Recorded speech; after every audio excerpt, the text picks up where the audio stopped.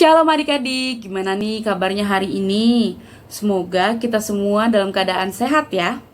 Adik-adik, yuk kita persiapkan Alkitab kita dari Lukas pasal 19 ayat 1-6. Sebelumnya, mari kita bersatu di dalam doa. Tuhan, sebentar kami akan membaca dan merenungkan firman-Mu. Tuhan, berkati kami agar kami bisa mengerti isi firman-Mu dan melakukannya dalam kehidupan kami. Terima kasih Tuhan Yesus, amin. Kakak akan bantu bacakan Lukas pasal 19 ayat 1-6. Zakeus. Yesus masuk dan melintasi kota Yeriko. Di situ ada seorang bernama Zakeus, kepala pemungut cukai, dan ia orang yang kaya. Ia berusaha untuk melihat siapakah Yesus itu, tetapi ia tidak berhasil karena orang banyak, sebab badannya pendek. Ia pun berlari mendahului orang banyak, lalu memanjat pohon ara untuk melihat Yesus yang akan lewat di situ. Ketika Yesus sampai ke tempat itu, ia melihat ke atas dan berkata kepadanya, "Zakeus, segeralah turun, sebab hari ini aku harus menumpang di rumahmu." Zakeus pun segera turun dan menerima Yesus dengan sukacita. Adik-adik, pasti adik-adik pernah dengar nih, Zakeus itu siapa? Zakeus itu adalah seorang pemungut cukai yang ada di kota Yeriko loh adik-adik. Menurut bacaan kita, Zakeus bukan orang yang baik karena banyak orang merasa tidak suka padanya. Namun, suatu hari Zakeus ingin melihat Yesus adik-adik.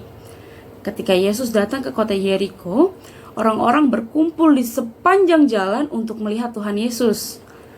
Karena Zakeus itu pendek, ia tidak bisa melihat Yesus karena orang-orang yang sudah berada di jalanan itu mereka tinggi-tinggi adik-adik, sehingga penglihatannya Zakeus itu tertutup karena Zakeus itu orangnya pendek adik-adik.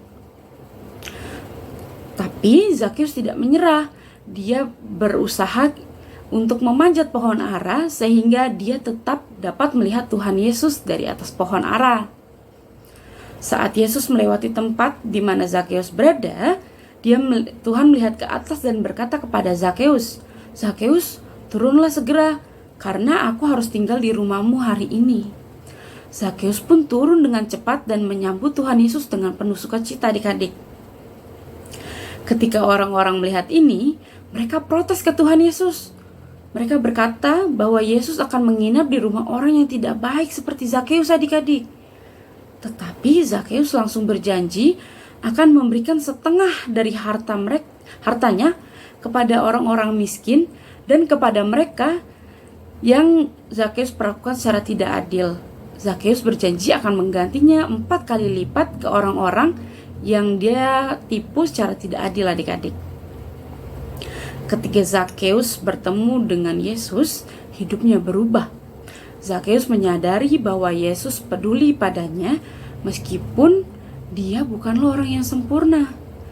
Dia memutuskan untuk mengubah hidupnya dan membuat keputusan yang baik dengan mengembalikan apa yang dia ambil secara tidak adil dan memberikan sebagian dari harta miliknya kepada orang-orang miskin loh adik-adik.